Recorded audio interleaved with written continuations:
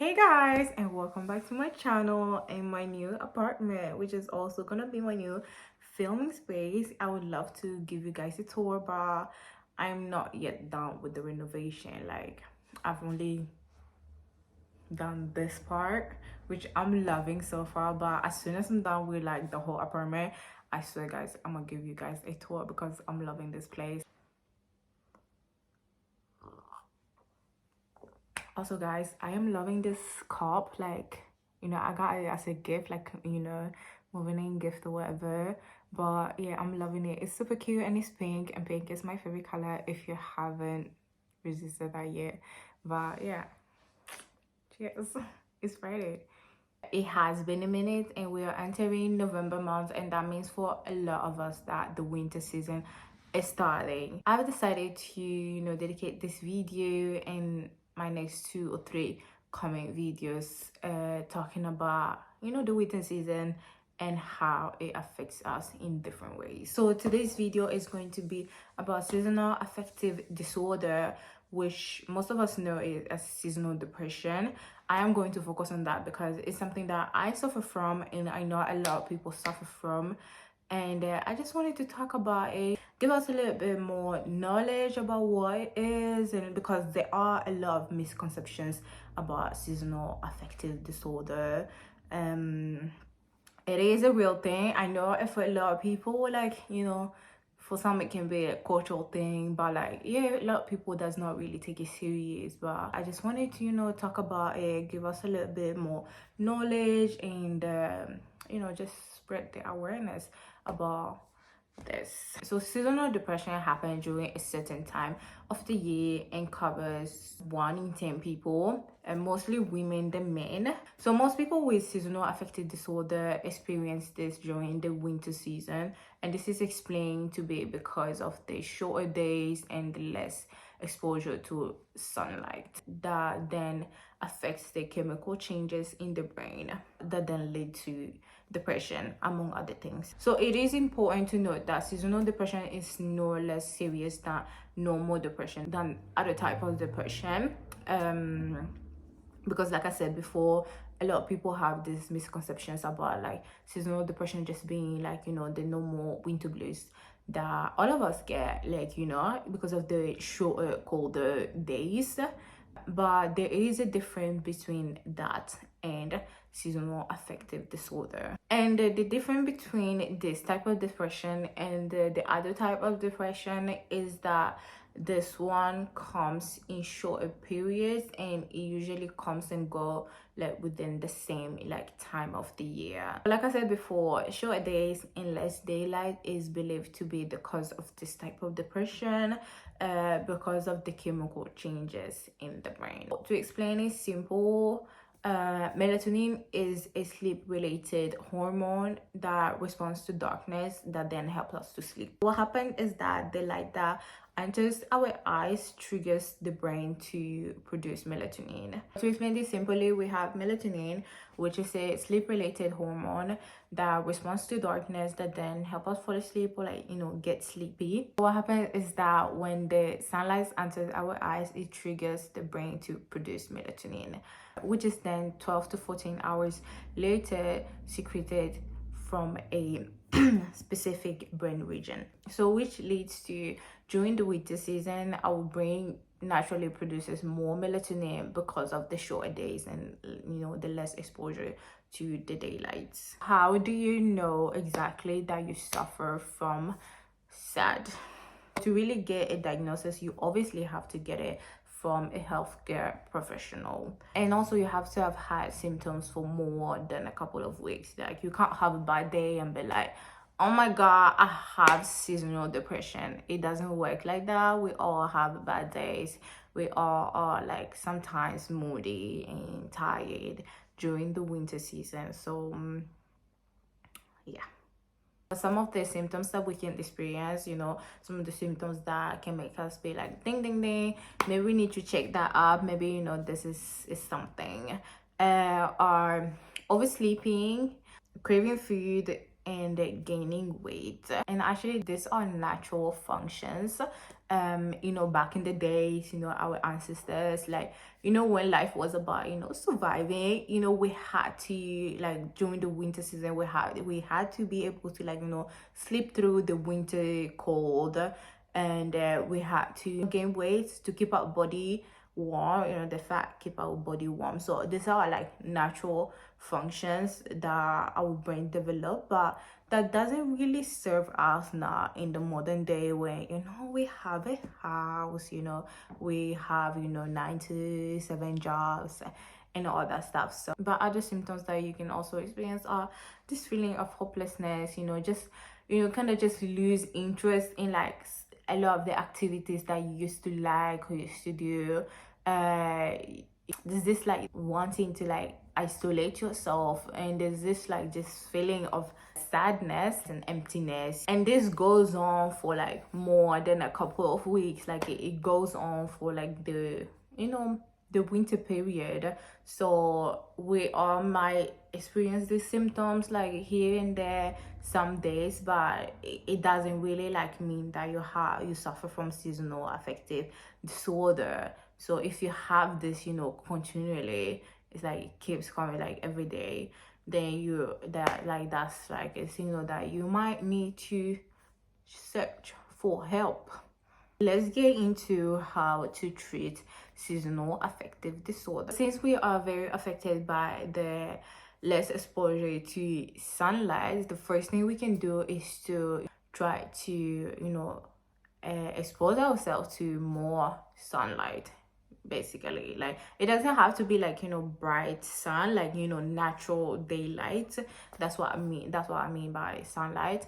And if you can't do that, like, if you live somewhere where the sun barely goes up during the winter, like, in Sweden, okay, some hours, but yeah, you can buy this light box, which is basically like imitation of the sunlight. So you can't just buy any light and be like, it has to be, like, the one with the imitation of the sunlight. And there's this treatment called bright light therapy. So if you go to your healthcare practitioner, they will guide you through this. I'm just talking about my experience and what I've researched, but it's important to talk to your healthcare practitioner and listen to whatever they advise you.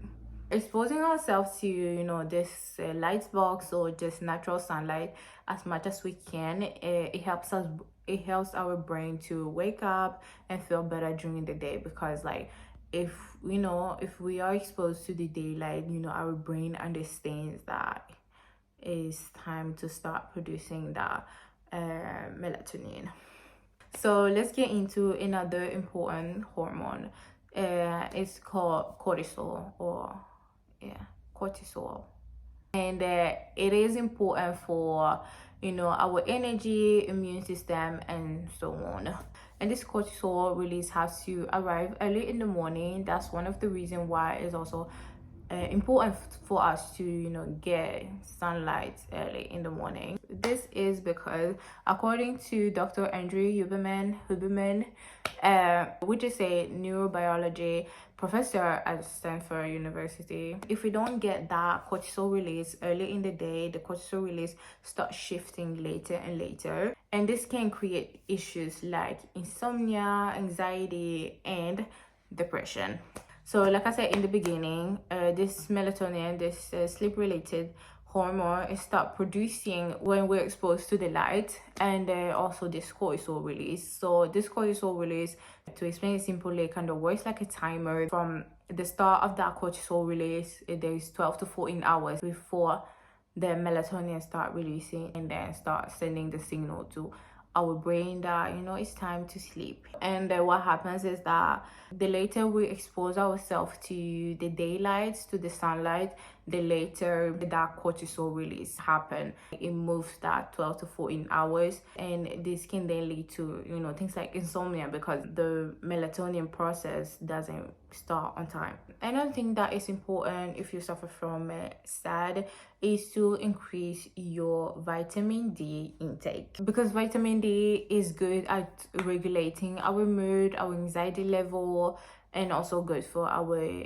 immune function. And of course, there are different ways to get vitamin D. First of all, we can get it through the sunlight, exposing ourselves to the sun, and 15 to 20 minutes a day is enough for our body to produce vitamin D. And we can also get vitamin D from food. We can get vitamin D from foods like fatty fish, like salmon, egg, mushrooms, and green vegetables. This helps to boost the vitamin D level. And of course, you can always take supplements like, vitamin D supplements. And the most usual, like the most common one, is vitamin D3, which is the one I also use. But like I said before, consult with your healthcare professional for guidance on how to best go on with things. So another thing that is also important to do if you suffer from seasonal depression is to resist isolation. So not only is it important to get out and get that sunlight, it's also important to interact with people, go out with friends, meet family,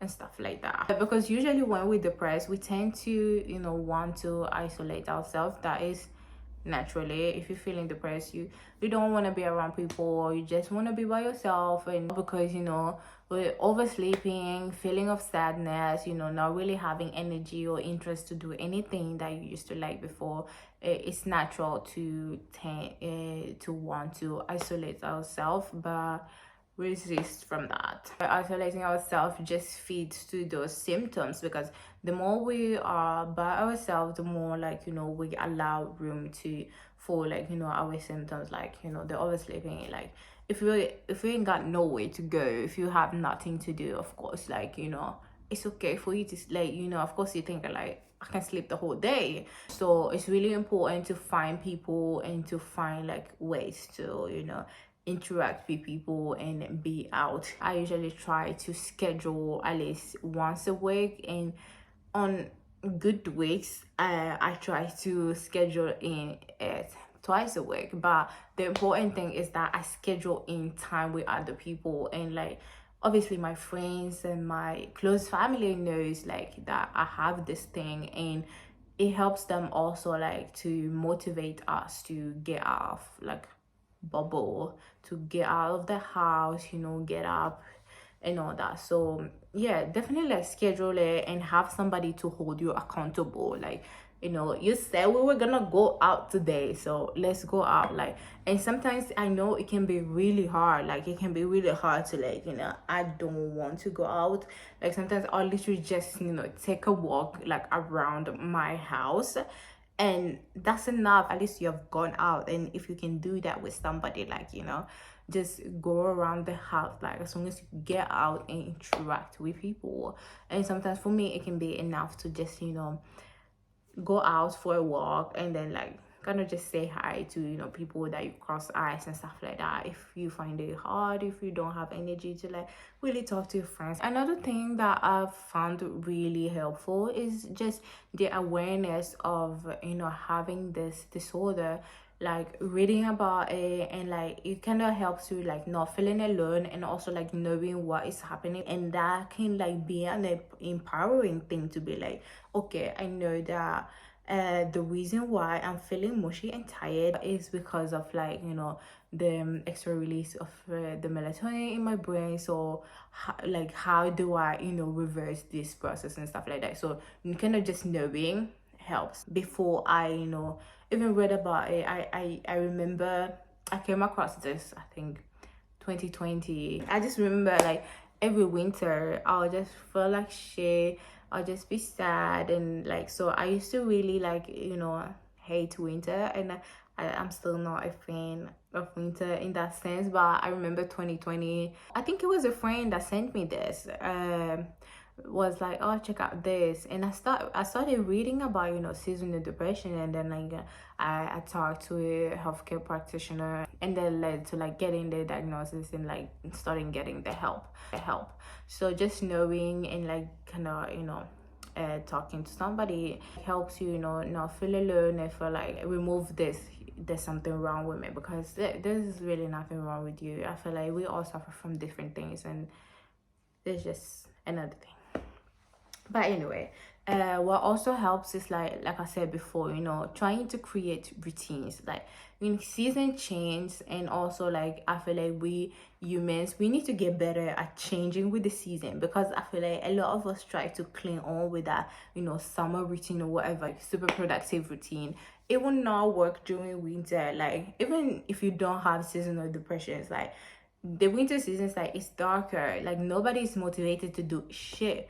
So just kind of changing with the season, changing your routine with the season. Like what I do is like I know when the sun goes up here, so around 7 8 I'll go out to get that sunlight, you know, to boost my energy. And then like, you know, I have my work, I'll go to work. But just, you know, doing small thing, like, you know, not trying to bust yourself, bust your ass because you're not super productive, because you know it's cold and dark outside. Like, you know, give yourself a break. And so I try to give myself a break and be like, you know, does not mean that I'm lazy, because I feel like if if we're trying to cling on that, you know, summer routine, and trying to like just do that in winter, we're gonna feel like shit. We're gonna feel like, you know, I'm lazy, and then like that bad talking it's not gonna motivate us. It's gonna make like us more lazy, you know, because we're saying that to ourselves. So we're actually gonna manifest that shit. So just having compassion for yourself really helps, and trying to change with the season. So yeah, that's what I had for you guys for this video. I hope this video is gonna be helpful for you. Like if it's not for you, maybe for your friend. And yeah, I hope you guys like this video, and I'll see you guys in my next video. Don't forget to like, comment, and subscribe if you have not yet.